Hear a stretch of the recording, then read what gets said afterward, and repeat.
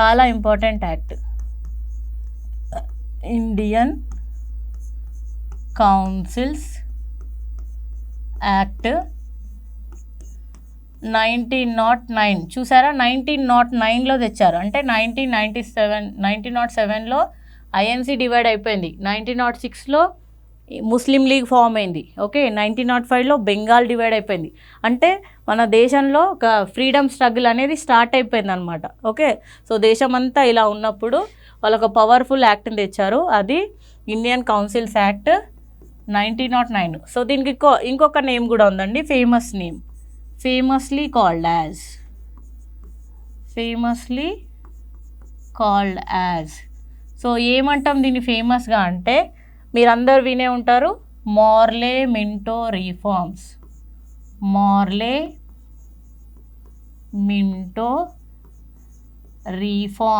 So very important friends. Okay, so అన్ని చట్టాలకెల్లా ఇది చాలా ఇంపార్టెంట్ చట్టం. Okay, so మార్లే Minto reforms. So మార్లే అంటున్నాను, మింటో అంటున్నాను. ఓకే, రెండు పేర్లు కదా. సో మార్లే ఎవరు, మింటో ఎవరు, that we have to know.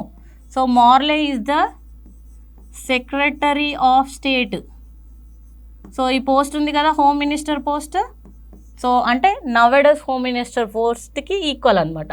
So మార్లే వచ్చేసి సెక్రటరీ ఆఫ్ స్టేట్. మింటో ఎవరు, Minto is viceroy. Okay, Minto is a viceroy and మార్లే is a secretary general. So వీళ్ళిద్దరి ఆధ్వర్యంలో, ఓకే, వీళ్ళిద్దరి ఏమంటారు, under these two people, so they have given Indian councils act 1909. So వీళ్ళు చాలా cunning అనమాట. Okay, Minto చాలా cunning. Okay, so ఇక్కడ ఏమేమి చేంజెస్ వచ్చాయనేది మనకు చాలా ఇంపార్టెంట్. ఇక్కడ చూడండి, చాలా ఇంపార్టెంట్ చేంజ్ ఇక్కడ, introduced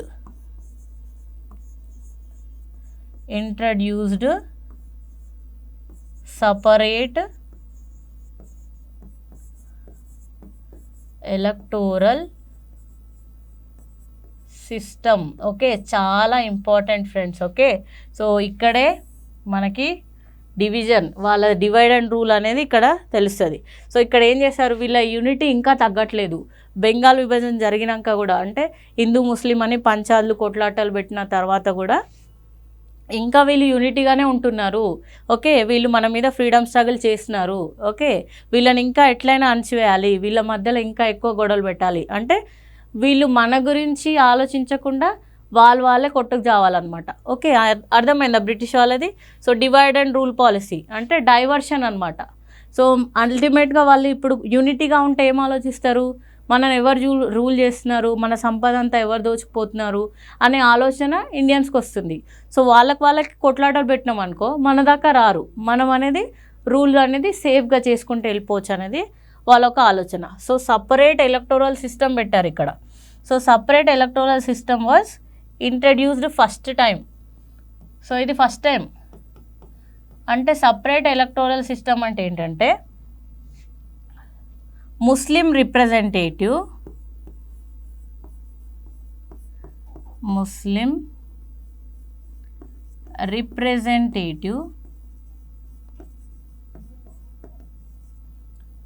elected by Muslim voters only.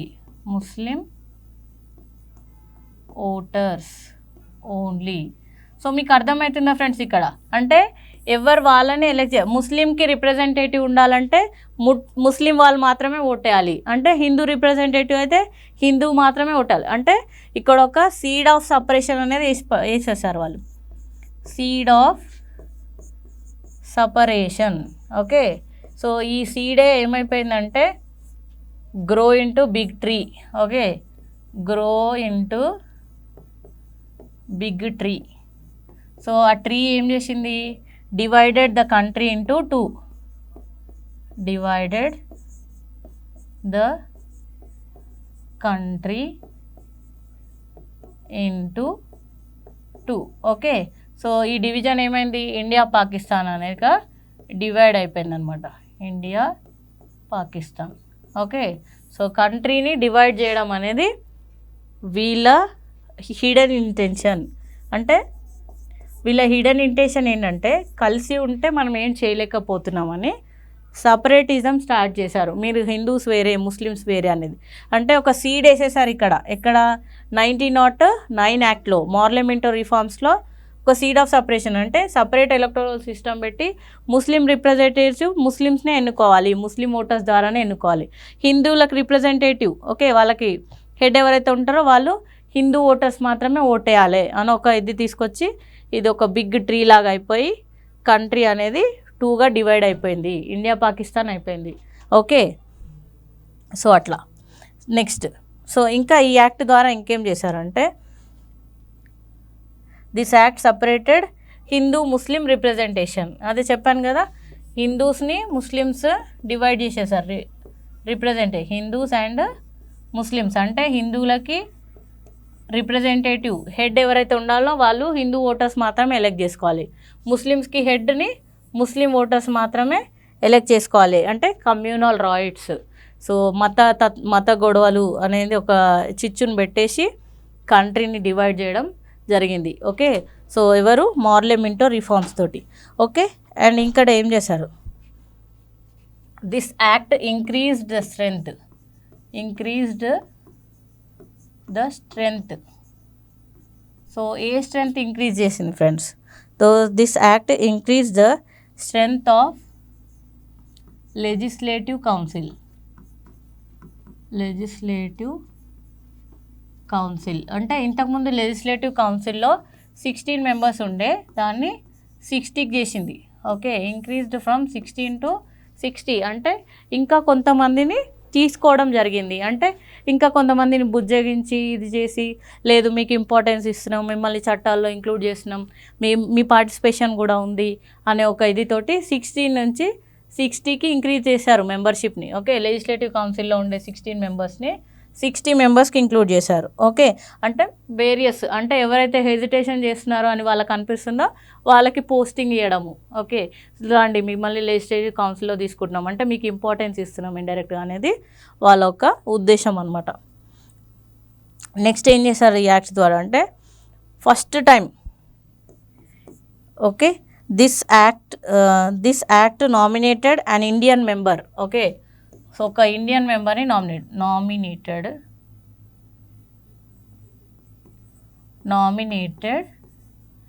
an Indian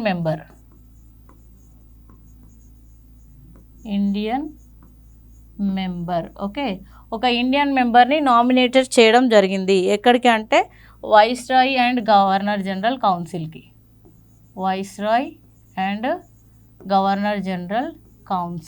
okay so who is the first member కదా, సో ఇండియన్ కదా first Indian.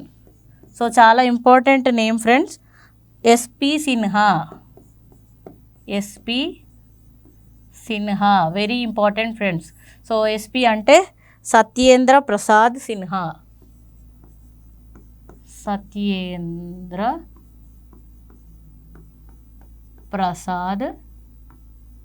Sinha. Okay so who is the first Indian member who introduced or who nominated to the Viceroy and Governor General Council అంటే S P Sinha చాలా important. Okay so Satyendra Prasad Sinha as important. Okay next so ఇక్కడ Minto ఉన్నాడు కదా, so మింటోకి ఒక బిరుదు ఉందన్నమాట. So Minto called as father of communalism.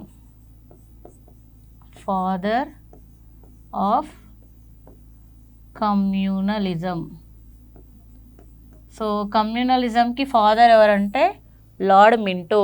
Okay వీడే. కమ్యూనలిజం అంటే ఏంది ఫ్రెండ్స్? సో ఇదే మతము కులము ఇలా కొట్లాడుకోవడం. సో హిందూ ముస్లిం అనే ఒక సీడ్ని తీసుకొచ్చింది ఎవరంటే లార్డ్ మింటో. అందుకే ఆయన ఏమంటారంటే father of communalism. Okay so చాలా important. Indian Councils Act 1909 otherwise famously known as Morlow-Minto reforms. Morley Secretary of State, Minto Viceroy. Okay so ఏం చేశారంటే ఇంట్రడ్యూస్డ్ సపరేట్ ఎలక్టోరల్ సిస్టమ్. చాలా important friends. Okay so in India when separate electoral system was introduced అంటే under Morlow-Minto reforms. Otherwise Indian councils act 1909. Okay, who is the first Indian member nominated to Viceroy and Governor General Council means SP Sinha, Satyendra Prasad Sinha. Okay, so how much the strength of the Legislative Council increased through 1900 Act ante 16/60. Okay, so this is the very important act. So next important act 1900 అంటే ఇంకా almost freedom struggle అనేది start అయిపోయింది అనమాట. So మన వాళ్ళు protest అనేది start చేస్తున్నారు, వందే మాత్రం మూమెంట్ కానీ, సో వాళ్ళ గూడ్స్ని బాయ్కాట్ చేయడం కానీ, ఓకే, సివిల్ డిసోబీడియన్ మూమెంట్ ఇవన్నీ స్టార్ట్ అవుతున్నాయి. ఓకే, గాంధీజీ కూడా ఎంటర్ అయిపోయినాడు అనమాట. సో ఎక్కడికి, ఫ్రీడమ్ స్ట్రగుల్లోకి. సో అప్పుడు వాళ్ళకి ఇంకా మంచి యాక్ట్లు అంటే ఇంకా ఏదో చేయాలి వీళ్ళకి. ఓకే, వీళ్ళని ఇంకా అంటే రివోల్ట్ అనేది రాకుండా అణచివేయడానికి ఏమేం చేయాలనేది అన్నీ చేశారు friends. Okay, they did all through this act. Okay, మనలో రివోల్ట్ రాకుండా ఎంతైతే చేయాలో అన్నిటినీ ఇక్కడ చేయడం జరిగింది. సో అది మనం ఒకసారి చూద్దాం. సో నెక్స్ట్ యాక్ట్ ఏంటి, 1909 after. So next important act వచ్చేసి 1919, 1919 కూడా ఒక ఇంపార్టెంట్ యాక్ట్. సో ఆ యాక్ట్లో ఏం చేశారనేది ఇప్పుడు చూద్దాం. Okay, next government of India act 1919. So government of India act 1919. దీనికి కూడా ఇంకొక ఫేమస్ పేరు ఉంది ఫ్రెండ్స్. ఓకే, సో ఇది ఇంపార్టెంట్ అన్నా కదా. So this is also famously called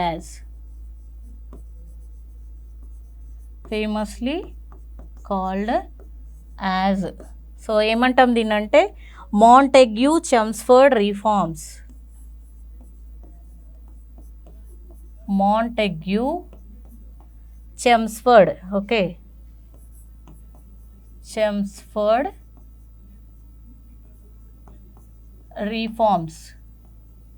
okay, so దీనికి కూడా దాని మింటో మార్లే రిఫార్మ్స్ అన్నాం కదా.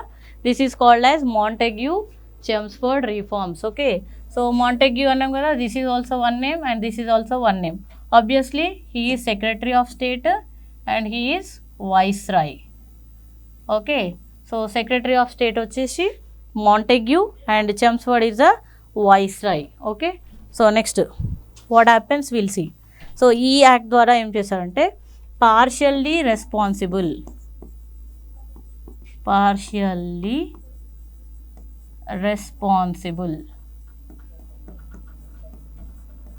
గవర్నమెంట్. ఓకే, సో ఫుల్గా కాదండి, పార్షియల్లీ అంటే కొంతవరకు రెస్పాన్సిబుల్ గవర్నమెంట్ అనేది ఇంట్రడ్యూస్ చేయడం జరిగింది. Okay, partially responsible government in India అంటే ఇంకా ఎక్కువ కొంచెం ఇండియాని పట్టించుకోవడం అనేది స్టార్ట్ చేశారన్నమాట. సో ఇక్కడ ఫుల్గా కాకుండా partially responsible government introduced in India through Montagu Chelmsford reforms. Okay, and parliamentary form of government. Parliamentary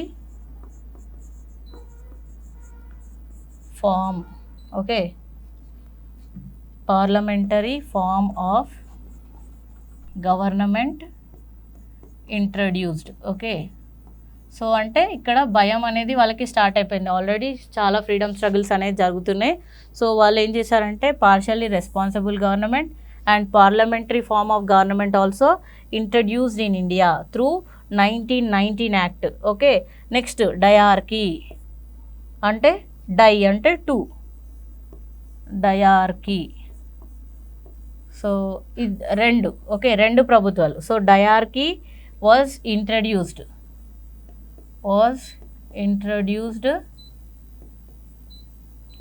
in provinces. So provinces అంటున్నాను నేను ఇక్కడ. ప్రావిన్సెస్ అంటే ఇప్పుడు మనకి స్టేట్స్ ఉన్నాయి కదా, స్టేట్స్ని అప్పుడు ఏమనేటోళ్ళు అంటే ప్రావిన్సెస్ అనేటోళ్ళు. ఓకే, సో ప్రావిన్సెస్లో diarchy, okay, so having 2 responsible heads అనేది ఇంట్రడ్యూస్ చేయడం జరిగింది. Okay, diarchy introduced through 1919 act in provinces. Okay, so central అంటే మళ్ళీ యూనియన్ అండి. ఓకే, సెంట్రల్ అప్పుడు అంటే పార్లమెంటరీ ఫామ్ అన్న కదా, పార్లమెంటరీ ఫామ్ అంటే యూనియన్ గవర్నమెంట్ ఉంటుంది, state governments. So at that time state governments is called as provinces, states are called as provinces in British government. Okay, so అందుకని diarchy introduced in provinces through 1919 act. And ఇక్కడ subjects divided into, అంటే వీళ్ళు చూసుకునే subjects ఉంటాయి కదా, subjects అంటే ఏంటండి, subjects means finance, agriculture, marketing, cultural. Okay, ఇలా. సో సబ్జెక్ట్స్ డివైడెడ్ ఇంటూ ఈ సబ్జెక్ట్స్ని ఎలా డివైడ్ చేశారంటే they are reserved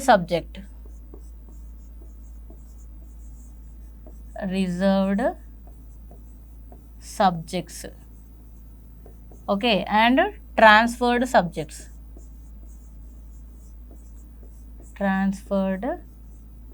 subjects. Okay, ఈ సబ్జెక్ట్స్ని ఎలా చేంజ్ చేయడం జరిగిందంటే రిజర్వ్డ్ ఇంకా ట్రాన్స్ఫర్డ్. చూడండి ఫ్రెండ్స్, రిజర్వ్డ్ అంటే ఇక్కడ మోస్ట్ ఇంపార్టెంట్ పోర్ట్ఫోలియోస్ అనమాట. ఇప్పుడైతే పోర్ట్ఫోలియోస్ కదా, ఇప్పుడు కూడా మనం ప్రజెంట్ డే పాలిటిక్స్లో చూస్తుంటాము.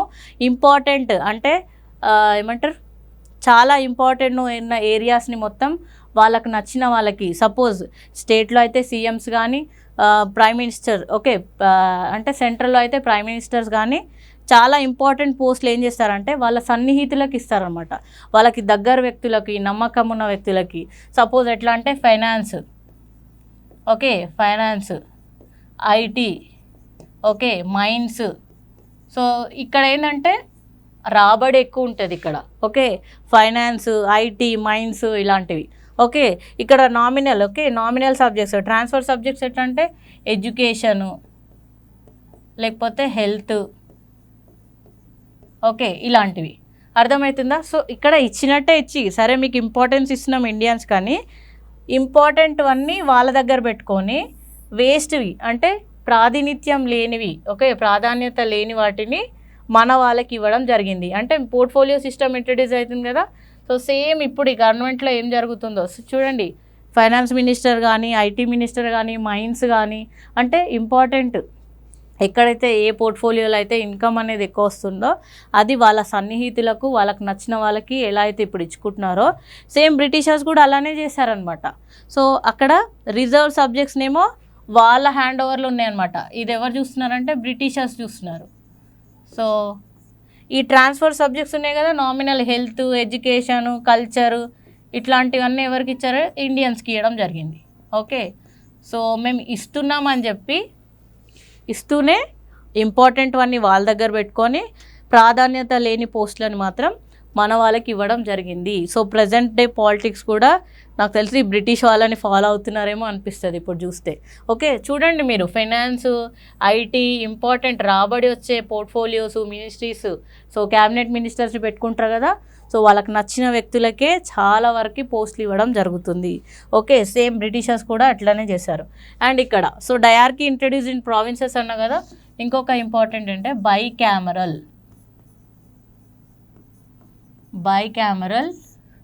legislation. Okay, or bicameral was introduced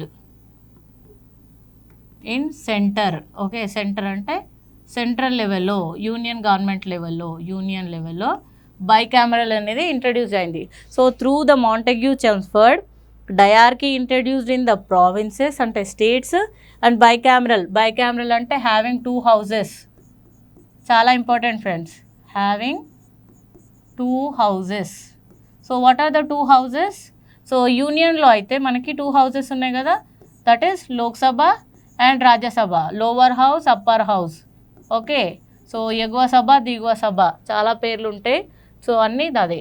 so స్టేట్లో అయితే ఏముంటుంది, ఎమ్మెల్యేస్ ఉంటారు కదా, legislative assembly, legislative council. So వీళ్ళు డైరెక్ట్ ఎలక్ట్ అవుతారు, వీళ్ళు నామినేట్ అవుతారు. ఓకే, సో ఇది bicameral introduced in the centre and dyarchy introduced in the provinces. So this is very important act, government of India act 1919, Montagu Chelmsford reforms, famously called as Montagu is a Secretary of State and Chelmsford is a Viceroy. Okay, so చాలా important friends. So సబ్జెక్ట్స్ని కూడా, subjects అంటే అక్కడ ఉండే portfolios అనమాట. So subjects is portfolios. So portfolios reserved subjects and transferred. So reserved west with Britishers and transferred west with Indians. Okay, so importance లేనివి. And చాలా important ఏంటి, bicameral introduce in the centre union level. So bicameral means having 2 houses, that is Lok Sabha and Rajya Sabha, right? So this is the very important act 1919. So after this historical background లో ఇంకా ఒకటే ఒక act ఉంది friends, that is 1935 act. So చాలా important. It is the replica of our Indian constitution. అది మన Indian కాన్స్టిట్యూషన్కి ఒక రిప్లికా అనమాట. ఓకే, సో ఎందుకు రిప్లికా అంటున్నామంటే most of the provisions of Indian constitution has taken from 1935 act only. Okay, so 1935 act ద్వారానే ఇప్పుడున్న ప్రజెంట్ కాన్స్టిట్యూషన్లో ఉన్న ప్రొవిజన్స్, ఓకే, ఏవైతే అంశాలు ఉన్నాయో దాన్ని ఎక్కువ 1935 యాక్ట్ నుంచే తీసుకోవడం జరిగింది. ఓకే, అందుకని అది చాలా ఇంపార్టెంట్. సో ఈ బిట్వీన్లో ఏమైందంటే మనకి రౌండ్ టేబుల్ కాన్ఫరెన్సెస్ అయినాయి. Round table conferences held at UK, okay, London, Britishers దగ్గర. సో ఈ రౌండ్ టేబుల్ కాన్ఫరెన్సెస్ ఎప్పుడెప్పుడు అయినాయి అంటే 1930. సో వరుసగా అయినాయి ఫ్రెండ్స్, 1931, 1932. ఓకే, సో ఈ 3 ఇయర్స్లో మనకి రౌండ్ టేబుల్ కాన్ఫరెన్సెస్ అనేవి జరిగినాయి. సో ఇది కూడా ఎందుకంటే సో మనం ఇంకా ఫ్రీడమ్ కోసం అడుగుతున్నాం అనమాట వాళ్ళని. సో ప్రొటెస్ట్ చేయడము, సో వేరియస్ అంటే మనకి సివిల్ డిస్ప్యూట్, సో ఇండియన్స్లో ఒక చైతన్యం అనేది వచ్చేసింది అనమాట ఫ్రీడమ్ గురించి. సో మాకు ఫ్రీడమ్ కావాలనే ఒక పట్టు మీద ఉన్నాం కాబట్టి వాళ్ళు 1930లో, 31లో, 32లో round table conference. Round table అంటే ఏంటంటే అందరినీ పిలిచారనమాట. సో ఆల్ కమ్యూనిటీస్, సో అందరినీ పిలిచి ఇక్కడ ఒక మీటింగ్ పెట్టారు. ఓకే, ఆ మీటింగ్లో ఏంటంటే అసలు మీకు ఏం కావాలి, ఓకే, అనేది ఒకటి అడగడము. సో మీకు మేము ఇది ఇస్తాం, ఓకే, ఒక ఆశ చూపడం. అంటే మీరు ఇంకా బ్రిటిష్ గవర్నమెంట్లోనే ఉండండి, మీరు ఫ్రీడమ్ అడగకండి అనేది వాళ్ళ ఉద్దేశం. సో ఈ రౌండ్ టేబుల్ కాన్ఫరెన్సెస్లో only 1 conference attended by Gandhiji. So గాంధీజీలో ఒకటే అటెండ్ అయ్యారు ఫ్రెండ్స్, అది second round table conference. So first దానికి వెళ్ళలేదు, ఆయన జైల్లో ఉండే.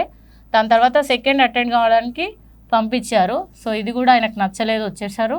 సో దాని తర్వాత Gandhiji was arrested. Okay, so ఈ మొత్తం రౌండ్ టేబుల్ కాన్ఫరెన్సెస్కి who are the 2 members attended. So ఒక 2 members ఈ 3 రౌండ్ టేబుల్ కాన్ఫరెన్సెస్కి అటెండ్ అయ్యారు ఫ్రెండ్స్. సో వాళ్ళు ఎవరు అనేది చాలా important. So it's a question area, ఇది మీకు హిస్టరీలో వస్తుంది కానీ ఇక్కడ చెప్తున్నాను. Mohammad Ali Jinnah. Okay, so Jinnah attend అయ్యాడు ఫ్రెండ్స్. ఓకే, అండ్ ఇంకెవరంటే మన doctor B R Ambedkar. So Ambedkar గారు ఇంకా మొహమ్మద్ అలీ జిన్నా మొత్తం 3 రౌండ్ టేబుల్ కాన్ఫరెన్సెస్కి అటెండ్ అయ్యారు. సో మొహమ్మద్ అలీ జిన్నా ఎందుకు అటెండ్ అయ్యాడంటే ఆయనది ఒకటే డివిజన్, మాకు పాకిస్తాన్ కావాలి, సో ముస్లింకి ఎక్కువ ఇంపార్టెన్స్ ఉండాలి, ముస్లిం రిప్రజెంటేషన్ ఉండాలి అనేది ఆయన బలంగా వాదించాడు అనమాట రౌండ్ టేబుల్ కాన్ఫరెన్సెస్లో. సో మళ్ళీ మన బిఆర్ అంబేద్కర్ గారు ఎందుకున్నారంటే upliftment of downtrodden. Okay, so నిమ్న వర్గాలకి, ఓకే, వీళ్ళకి ఇంపార్టెన్స్ ఉండాలి. ఎక్కడ ఉండాలి అంటే చట్టసభల్లో ఉండాలి. వాళ్ళకి అన్నిట్లలో social justice, political justice, economic justice అనేది డౌన్ ట్రాడెడ్కి, ఓకే, వెనుకబడిన వర్గాలకి ఒక అప్లిఫ్ట్మెంట్ అనేది ఉండాలి అని చెప్పేసి ఆయన ఇంకా మొహమ్మద్ అలీ జిన్నా మొత్తం 3 రౌండ్ టేబుల్ కాన్ఫరెన్సెస్ అటెండ్ అవ్వడం జరిగింది. సో ఇందులో second round table conferences attended by Gandhiji. Okay, so చాలా ఇంపార్టెంట్. సో దీని తర్వాత వచ్చిన యాక్ట్ ఏంటంటే Indian government act 1935. Indian government act 1935. చూడండి, అవి రౌండ్ టేబుల్ కాన్ఫరెన్సెస్ ఫెయిల్ అయిపోయినాయి ఫ్రెండ్స్. ఓకే, సో మన ఫ్రీడమ్ ఫైటర్స్కి నచ్చలేదు. Okay, so round table conferences are failed. So ఇవి ఫెయిల్ అయినందుకే ఈ చట్టాన్ని తీసుకురావడం జరిగిందనమాట. ఓకే, సో ఏం చేశారు, ఇండియన్ గవర్నమెంట్ యాక్ట్ 1935. నేను చెప్పాను కదా ముందే, it is a replica of Indian constitution. Okay, so మన కాన్స్టిట్యూషన్కి ఇది ఒక రిప్లికా అనమాట.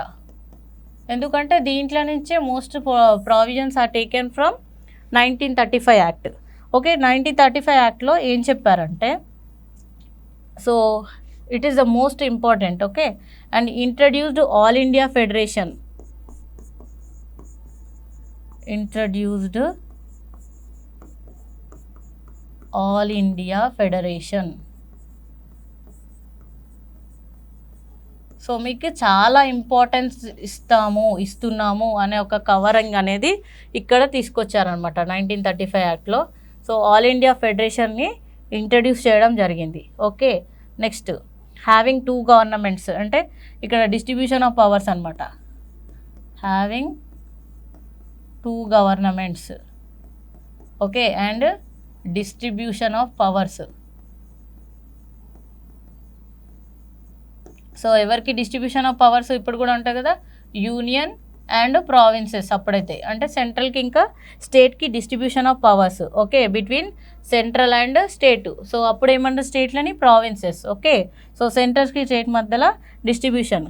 ఇంకా ఇక్కడ ఏం చేశారంటే ముందు 1919 యాక్ట్లో ఏం చేశారు, so dyarchy introduce in the provinces, right. ఇప్పుడు డయార్కీ అబాలిష్డ్. సో చాలా ఇంపార్టెంట్ ఫ్రెండ్స్ ఇది, dyarchy abolished in the provinces, అంటే స్టేట్లో డయార్కీని అబాలిష్ చేయడం జరిగింది. Through which act, 1935 act. Introduce ఎప్పుడు చేశారు, 1919 యాక్ట్ ద్వారా.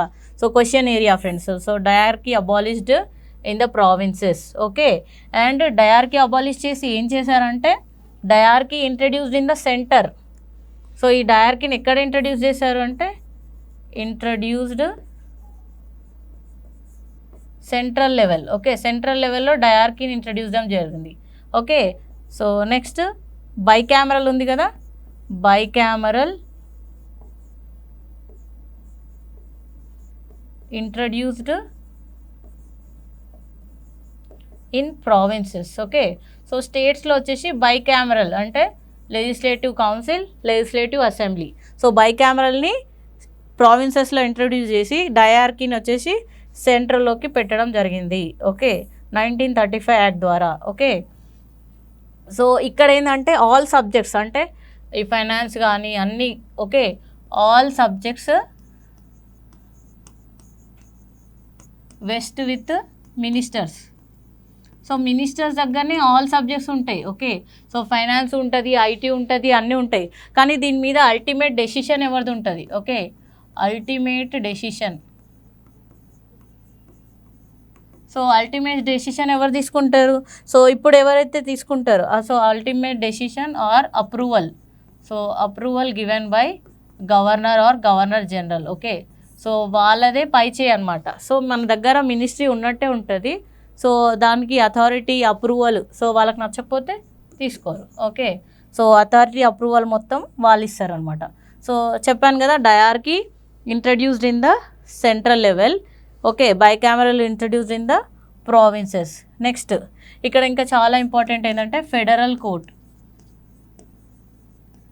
Federal court introduced through this act. ఈ యాక్ట్ ద్వారా ఫెడరల్ కోర్ట్ అనేది ఇంట్రడ్యూస్ చేయడం జరిగింది. ఓకే, సుప్రీంకోర్టు ఎప్పుడండి, సుప్రీంకోర్టు 1774 త్రూ రెగ్యులేటింగ్ యాక్ట్ 1773. చాలా ఇంపార్టెంట్, ఎక్కడ కలకత్తాలో. Okay, 1 CJ and 3 judges. అట్లా ఇప్పుడు ఇక్కడ ఏంటి federal court introduced through 1935 act. So ఇదంతా ఓకే, సో వాట్ ఎవర్ వాళ్ళు ఏం తెచ్చినా కూడా ఇదంతా ఎట్లుందంటే మనకి ఒక ఐ వాష్. ఓకే, ఒక కంటి తుడుపు చర్య లాగానే ఉందన్నమాట. సో వాళ్ళు 1935 యాక్ట్ తెచ్చినా కూడా రౌండ్ టేబుల్ కాన్ఫరెన్సెస్లో చెప్పినా కూడా మన వాళ్ళు ఎవరికి నచ్చలేదు, మన ఫ్రీడమ్ ఫైటర్స్కి నచ్చలేదు. మీరు ఎందుకు మాకు బిస్కెట్లు ఇస్తున్నారు, మాకు బిస్కెట్లు అవసరం లేదు, మాకు కంట్రీనే కావాలి అన్న ఒక ఇదిలో వచ్చారనమాట. సో ఇదంతా ఐ వాష్ లాగా అనిపించింది. ఓకే, అండ్ ఇంకొకటి ఇక్కడ ఏం చేశారు ఇంపార్టెంట్ అంటే introduced separate electoral. Okay, separate electoral 2 ఎవరికి సపరేట్ ఎలక్టోరల్ 1909 యాక్ట్ ద్వారా ముస్లిమ్స్కి సపరేట్ ఎలక్టోరల్ సిస్టమ్ తీసుకొచ్చారు. సో త్రూ 1935 యాక్ట్ ద్వారా ఎవరికి తెచ్చారంటే 6. సో అప్పుడు సిక్ ఉన్నారు కదా, 6 క్రిస్టియన్స్. సో క్రిస్టియానిటీ అనేది ఇండియాలో స్టార్ట్ అయిపోయింది. Previously it is not there. Through Dutch people, through French people. Okay, so ఎప్పుడైతే ఫారినర్స్ వచ్చారో అప్పుడు ఇక్కడ ఇండియాలో క్రిస్టియన్స్ కూడా స్టార్ట్ అయిపోయారనమాట. And Anglo Indians. So Anglo Indians కూడా ఉన్నారండి. ఓకే, సో ఇప్పటికి కూడా మన పార్లమెంట్లో ఓకే ఆంగ్లో ఇండియన్స్కి స్పెషల్ ప్రావిజన్స్ ఉన్నాయి. ఓకే, సో ఆంగ్లో ఇండియన్స్ని పార్లమెంట్కి మన రాష్ట్రపతి నామినేట్ చేస్తారు కూడా. ఓకే, సో మన స్టేట్లో కూడా ఒక మెంబర్ని నామినేట్ చేస్తారు. ఓకే, లెజిస్లేటివ్ కౌన్సిల్కి, రైట్. సో వీళ్ళందరికీ సపరేట్ ఎలక్టోరల్ సిస్టమ్ అనేది తీసుకొచ్చారు through 1935 act. Okay, also provided to establish okay high commission. Okay, ఒక హై కమిషన్ని ఇండియా తరఫున లండన్లో ఏర్పాటు చేస్తామని చెప్పారనమాట. High commission in London. Okay, so లండన్లో ఇండియాకి సంబంధించి ఒక హై కమిషన్ని ఏర్పాటు చేస్తామని చెప్పారు. Okay, it works. Okay, so ఎందుకు అంటే సో సెక్రటరీ ఆఫ్ స్టేట్ ఎవరైతే ఉన్నారో, so secretary of state home minister post ఉంది కదా, సో ఆయన మీద వర్క్ లోడ్ తగ్గించడానికి ఒక హై కమిషన్ని మేము లండన్లో ఏర్పాటు చేస్తాము, మీకు ఎలాంటి ఇబ్బందులు ఉండవు, సో ఇప్పటి నుంచి ఇలా జరగదు, మేము ఇండియన్స్ని బాగా చూసుకుంటాం, మా మెంబర్స్ లానే చూసుకుంటాం అనే ఒక భావనని 1935 యాక్ట్ ద్వారా తీసుకురావడం జరిగింది. ఓకే, సో ఇది చాలా important friends. Replica of Indian constitution. So all India federation start చేశారు. Diarchy introduced in abolished in the provinces, introduced in center. Okay, bicameral introduced in the provinces. Okay, and federal court start అయింది, right. So ఇది మొత్తం ఒక eyewash లా ఉంది, కంటి తుడుపు చర్యలా ఉంది. And separate electoral system for 6 Christians, Anglo Indians. So high commission started in London on behalf of India. Why? Because to reduce the work load on secretary of state. Okay, ఈ secretary of state ఎవరైతే ఉన్నారో ఆయన మీద work లోడ్ని reduce చేయడానికి ఒక high commission on behalf of India మేము లండన్లో ఏర్పాటు చేస్తామని ఈ 1935 యాక్ట్ ద్వారా చెప్పడం జరిగింది. ఓకే, సో ఇదంతా హిస్టారికల్ బ్యాక్గ్రౌండ్ ఫ్రెండ్స్. సో ఇప్పటి వరకు 1935 యాక్ట్ వరకు హిస్టారికల్ బ్యాక్గ్రౌండ్. ఓకే, సో ఇప్పుడు 1773 నుంచి 1858 వరకు company rule friends. So company rule తర్వాత మనకి యాక్ట్స్, చార్టర్ యాక్ట్స్ అయిపోయినాయి కదా. 1858 నుంచి చార్టర్ యాక్ట్స్ అయిపోయినాయి. 1861 కౌన్సిల్స్ యాక్ట్, 1892. సో తర్వాత 1909 ఇంపార్టెంట్, 1919.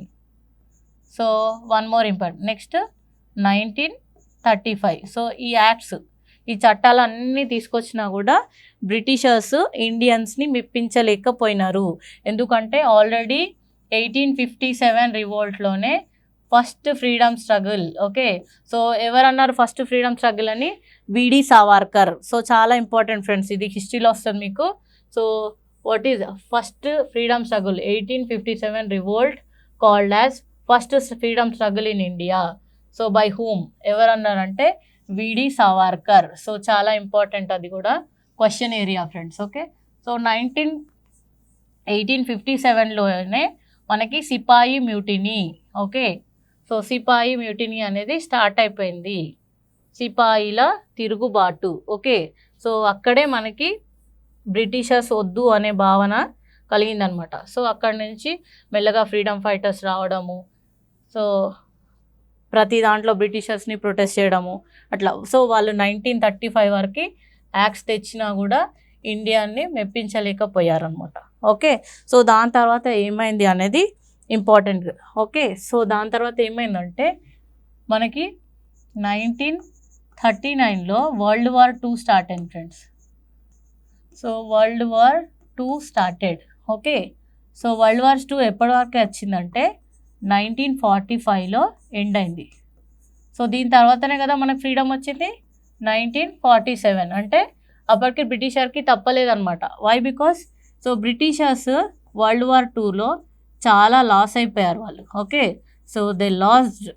సో చాలా వరకు వాళ్ళు ఇన్కమ్ పరంగా, సోల్జర్స్ పరంగా, సో అన్ని విధాలుగా వాళ్ళు లాస్ అయిపోయినారు వరల్డ్ వార్ 2లో. ఓకే, ఇంకా వాళ్ళు ఇండియన్ సపోర్ట్ కూడా వాళ్ళకి దొరకలేదు.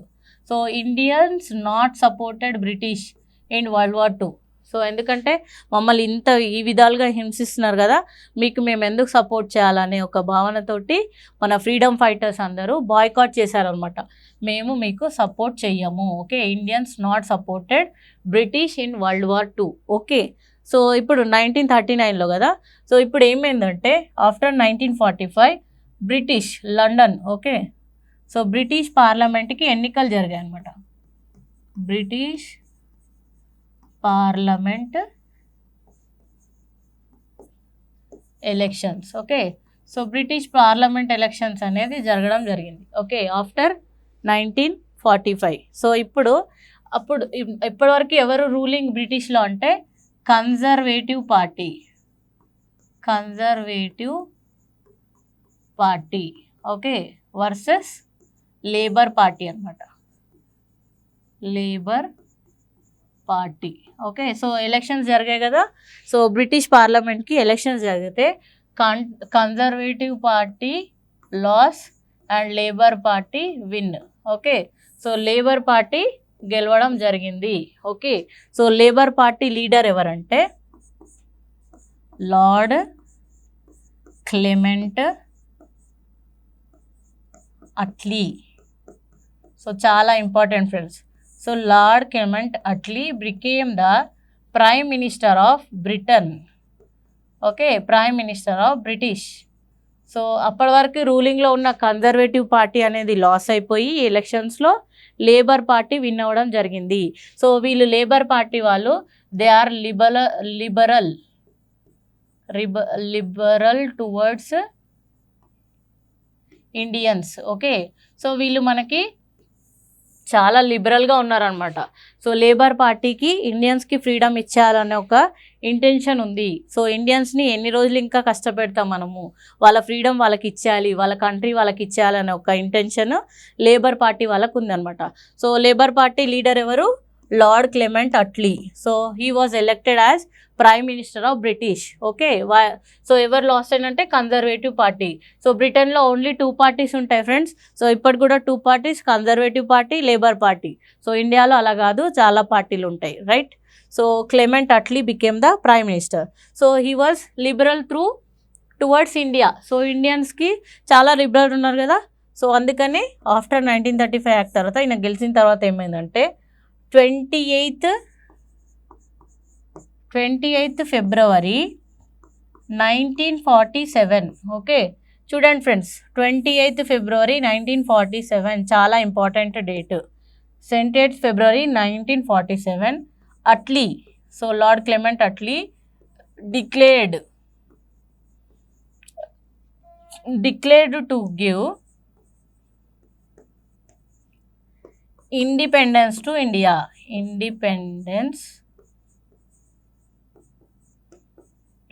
ఇండియా. చూసారా, ఈయన డిక్లేర్ చేశాడనమాట. ఏ రోజు డిక్లేర్ చేశాడనేది చాలా important. 28th February 1947. Okay, so 28th February 1947 Attlee declare to give independence to India. So ఇండియన్స్కి ఇండిపెండెన్స్ ఇచ్చేద్దాము, ఇంకెన్ని రోజులు వాళ్ళని చేతిలో పట్టుకుంటాం. చూడండి, లేబర్ పార్టీ అన్నాం కదా. సో వాళ్ళు హ్యుమానిటీగా ఆలోచిస్తారనమాట. So they are somewhat humanity and liberal towards Indians, right? So that's why he declared that we are going to give India independence. Okay, we are announcing Indian independence. Okay, so the bill of Indian independence. So ఈయన చెప్పాడు, declaration ఇచ్చాడు, కానీ వాళ్ళకు కూడా procedure ఉంటుంది కదా, bill అవన్నీ. So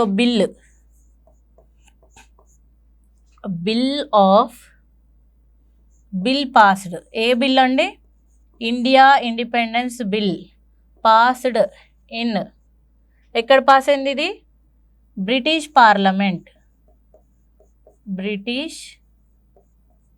parliament. Okay, so British పార్లమెంట్లో ఇండియా ఇండిపెండెన్స్ బిల్ ఎప్పుడు పాస్ అయిందంటే 18th July 18th July 1947. Very important friends, dates important. Okay, సో 18th July 1947 అంటే ఫిబ్రవరిలో ఆయన డిక్లరేషన్ ఇస్తే జూలైలో బిల్ పాస్ అయిందనమాట. సో బిల్ మాత్రమే పాస్ అయింది. చూడండి ఫ్రెండ్స్, ఇప్పుడు కూడా పార్లమెంట్గా ఎన్నో చట్టాలు చేస్తుంది, మన స్టేట్ అసెంబ్లీ కూడా చట్టాలు చేస్తుంది. అన్లెస్ అంటిల్ ఇప్పుడు పార్లమెంట్లో అయితే గవర్నర్ ఆమోదం ముద్ర పొందితేనే ఆ బిల్ అనేది యాక్ట్ అవుతుంది, అంటే చట్టం అవుతుంది. అంటే ఇది లోక్సభలో పాస్ అయిపోయి మళ్ళీ రాజ్యసభలో పాస్ అయిపోయి ప్రెసిడెంట్ అసెంట్కి వెళ్ళి ప్రెసిడెంట్ ఓకే చెప్తేనే bill will become act. Okay, చాలా ఇంపార్టెంట్ ఫ్రెండ్స్ ఇది. అప్పటి వరకు దాన్ని బిల్ అనే అంటాము. ఓకే, సో బిల్ యాక్ట్ ఎప్పుడవుతుంది, చట్టం ఎప్పుడవుతుందంటే ప్రెసిడెంట్ ఓకే చెప్పినప్పుడు. ఓకే, అండ్ స్టేట్లో కూడా అంతే. స్టేట్లో మన ఎమ్మెల్సీ ఏమంటారు, లెజిస్లేటివ్ అసెంబ్లీ నుంచి, లెజిస్లేటివ్ కౌన్సిల్ నుంచి గవర్నర్ ఆమోద ముద్రకి వెళ్తాయి కదా, అప్పుడే బిల్ బికమ్ యాక్ట్, చట్టం అవుతుంది. ఓకే, అట్లా బిల్లు మాత్రమే పాస్ అయింది. ఓకే, ఎప్పుడు 18th July 1947. సో ఎప్పుడు డిక్లేర్ చేశాడంటే 28th February 1947. ఓకే, సో అంటే ప్రాసెస్ అనేది స్టార్ట్ అయిపోయింది. సో ఇప్పుడు ఏమైపోయిందంటే చాలా ఇంపార్టెంట్ ఫ్రెండ్స్, సావరినిటీ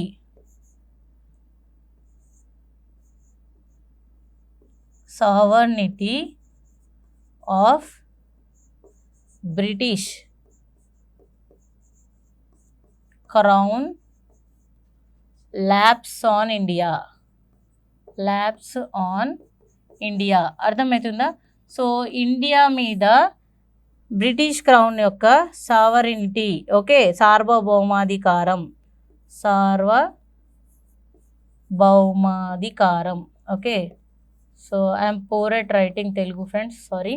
సో సార్వభౌమాధికారం ఏదైతే ఉందో బ్రిటిష్ క్రౌన్ది, అది ల్యాప్స్. సో ఇది కాన్స్టిట్యూషన్ వర్డ్స్ ఫ్రెండ్స్. ల్యాప్స్ అంటే తొలగిపోవడం జరిగింది.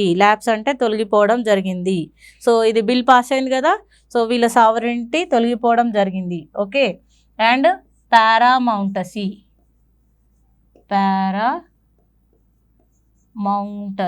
ఓకే, పారామౌంటసీ అంటే ఒక రాయల్ అంబ్రెల్లా. సో పారామౌంటసీ అంటే రాయల్ అంబ్రెల్లా. ఓకే, అంటే మన మీద వాళ్ళ ఒక పెత్తనం అనేది తొలగిపోవడం జరిగింది. ఈ paramountcy of British also lapse on India, ఇది కూడా తొలగిపోయింది, రైట్. సో దీని ద్వారా paramountcy lapse on India, sovereignty lapse on India. Okay, so వీళ్ళ రూల్ అనేది మన మీద తొలగిపోవడం జరిగింది. ఓకే, అండ్ ఇవన్నీ తొలగిపోయాయి కదా. సో ఇప్పుడు ఏమైతుంది మనకి అల్టిమేట్గా, సో ఈ గవర్నర్ జనరల్స్ వీళ్ళు ఎవరు అవసరం లేదు కదా మనకి. సో ఆటోమేటిక్గా governor general post was abolished. So పోయింది. సో ఇప్పుడు మనకి గవర్నర్ జనరల్స్ అవసరం లేదు, ఎందుకంటే బ్రిటిష్ రూలే లేదు, వెళ్ళిపోయింది, రైట్. సో ఎవరి వల్ల friends, labour party leader lord Clement Attlee. Okay, when he declared Indian independence in by British parliament అంటే 28th February 1947. ఎప్పుడు Indian independence bill passed in British parliament అంటే 18th July 1947. ఓకే, సో దీనివల్ల ఏమైంది, office of ఎవరెవరు వెళ్ళిపోయారు, office of viceroy, governor general, secretary of state, so వీళ్ళందరూ ఉండే కదా ఫ్రెండ్స్ ఇప్పటివరకు. So secretary of state all was abolished. Okay, వీళ్ళందరూ వెళ్ళిపోవడం జరిగింది, because we don't want these fellows. Okay, వీళ్ళ నెసెసిటీ మనకు లేదు కాబట్టి వెళ్ళిపోవడం జరిగింది. Okay, office of viceroy, governor general, secretary state was abolished. Okay, so మనకి ఇండియాకి ఇండిపెండెన్స్ వచ్చినప్పుడు, when India got independence,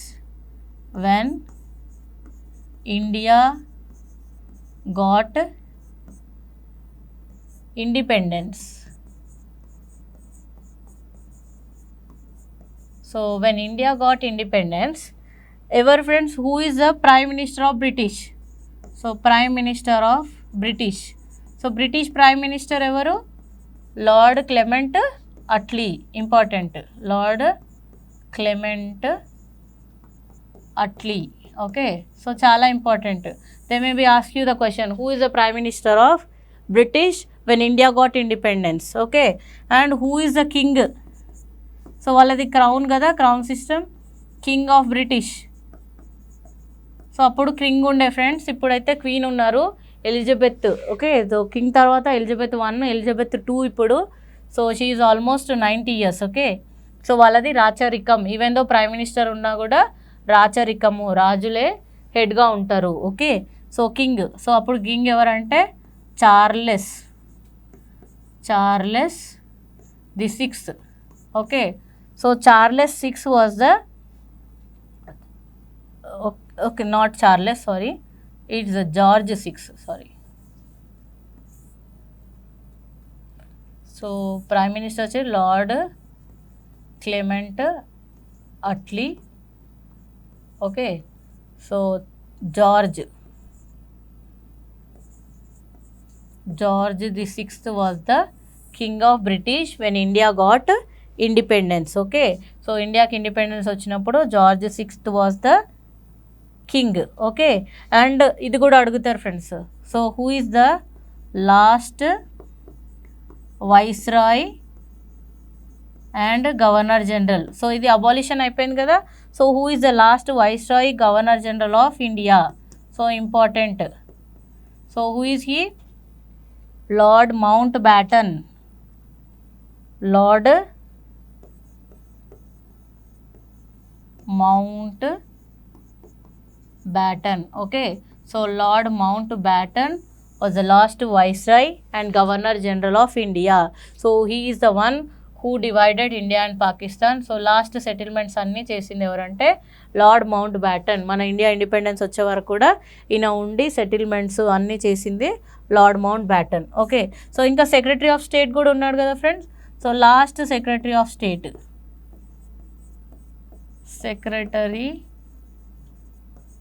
state, so who is the last secretary of state in India అంటే William. So he is William Francis Day. Okay, so William Francis Day was the last secretary of state in India. Okay, ఈయనని ఏమంటాం famously called as hair rabbit. ఈయన ఒక బిరుదు అనుకోండి. Okay, so William Francis day is called as hair rabbit, అంటే ఆయన చేసిన ప్రవర్తనలు దాన్ని బట్టి ఆయనకు ఒకటి ఇచ్చారనమాట. ఏంటది? Hair rabbit. ఓకే, సో ఈయన hair rabbit is called as William Francis Day. So ఇది friends. So viceroy governor general వచ్చేసి అబాలిష్ అయిపోయింది. So when India got independence, who is the prime minister? Lord Clement Attlee. King వచ్చేసి George the 6th. Last viceroy and governor general lord Mountbatten. Question area friends, that's why I'm giving in detail. Okay, చాలా important questions రావచ్చు మనకి. So who is the king of the British when India got independence? George the 6th. Who is the prime minister? Lord mount baton, not lord Clement Atlee. So who is the last viceroy and governor general of India? So Lord Mountbatten. Okay, and who is the last secretary of state? William Francis Day.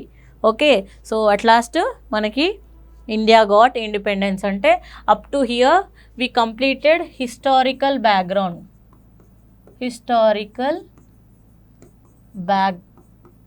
Okay, so మన హిస్టరీని మనం తెలుసుకున్నాం. అంటే historical background of Indian constitution. So కాన్స్టిట్యూషన్కి రాయముందు మన ఇండియాలో ఏ ఏ చట్టాలు అమల్లో ఉండే, ఎవరెవరు అమలు చేశారు, ఏ ఇయర్లో వచ్చింది అనేది historical background of Indian constitution. So with this we completed historical background. Okay, so దీని తర్వాత హిస్టారికల్ బ్యాక్గ్రౌండ్ అంటే మనకి ఆల్మోస్ట్ ఇండిపెండెన్స్ వచ్చేసింది. సో ఇండిపెండెన్స్ వచ్చిన తర్వాత ఏం చేయాలి? మనము కాన్స్టిట్యూషన్ని రాసుకోవాలి కదా. ఎందుకంటే ఇప్పటివరకు మనము బ్రిటిషర్స్ తెచ్చిందే ఫాలో అవుతూ వచ్చాం. ఓకే, సో మనకి సపరేట్ రాసుకోవాలనేది మన వాళ్ళకి ఎప్పటి నుంచో ఇంటెన్షన్ అనమాట. అంటే మన వాళ్ళు ఇండిపెండెన్స్ వచ్చే వరకు ఆగారా? 1947 వరకు they don't have a thought of constitution అంటే no friends, they have prior okay ఇంతకంటే ముందు నుంచే మన వాళ్ళకి అంటే మన ఫ్రీడమ్ ఫైటర్స్కి కాన్స్టిట్యూషన్ ఉండాలి ఇండియాకి అనే ఒక ఐడియా ఉంది. వాళ్ళు దాని మీద వర్కౌట్స్ కూడా చేస్తున్నారనమాట. ఓకే సో అదంతా మనము మేకింగ్ ఆఫ్ ఇండియన్ కాన్స్టిట్యూషన్ అంటే సెకండ్ చాప్టర్లో చూద్దాం. సో హిస్టారికల్ బ్యాక్గ్రౌండ్ని మీరు చాప్టర్ 1 అనుకోవచ్చు friends. Chapter 1 okay so Indian పాలిటీలో చాప్టర్ 1 అనుకోవచ్చు హిస్టారికల్ బ్యాక్గ్రౌండ్ మొత్తం. సో మొత్తం హిస్టారికల్ బ్యాక్గ్రౌండ్లో మనకి యాక్ట్స్ మాత్రమే ఉంటాయి. ఓకే సో అన్ని చట్టాలు ఉంటాయి. సో బ్రిటిష్ గవర్నమెంట్ తెచ్చిన చట్టాలు ఉంటాయి. ప్రతి చట్టంలో ఏ మార్పులు జరిగాయి ఏమేమి జరిగింది అనేది ఇంపార్టెంట్ ఫ్రెండ్స్. సో మనం ఇప్పుడు సెకండ్ చాప్టర్కి వెళ్ళిపోదాం. చాప్టర్ 2 సో చాలా important friends. Think like an examiner. Okay so మీరు ఎగ్జామినర్ లాగా థింక్ చేయండి. ఓకే సో ఏ టాపిక్ చదివినా కూడా ఎక్కడి నుంచి క్వశ్చన్స్ వస్తాయి, సో ఏ టాపిక్లో ఏది ఇంపార్టెంట్. ఓకే సో మీరు ఎగ్జామినర్ అయితే మీరు ఎలాంటి క్వశ్చన్స్ ఇస్తారు. ఓకే సో ఒక టాపిక్ చదివితే దాంట్లో ఏ క్వశ్చన్స్ రావచ్చు అనే ఒక ఐడియా అనేది మనకు ఉండాలన్నమాట. సో అప్పుడే మనకి కరెక్ట్ ప్రిపరేషన్ అనేది జరుగుతుంది. Okay and practice also important friends. So మీరు ఏది చదివినా కూడా 1, 2 సార్లు 3 సార్లు ప్రాక్టీస్ చేయడం ఇంపార్టెంట్. సో ఇది మనం భారత రాజ్యాంగం కదా. సో భారత రాజ్యాంగంలో చాప్టర్ 2కి వెళ్ళిపోదాం ఫ్రెండ్స్. మనం చాప్టర్ 2 ఓకే సో చాప్టర్ 1 అయిపోయింది కదా. చాప్టర్ 1 వచ్చేసి historical background of Indian constitution is chapter 1. Okay so will went to the chapter 2. Chapter 2ని ఏమనుకోవచ్చు అంటే making of Indian constitution. Making of Indian constitution.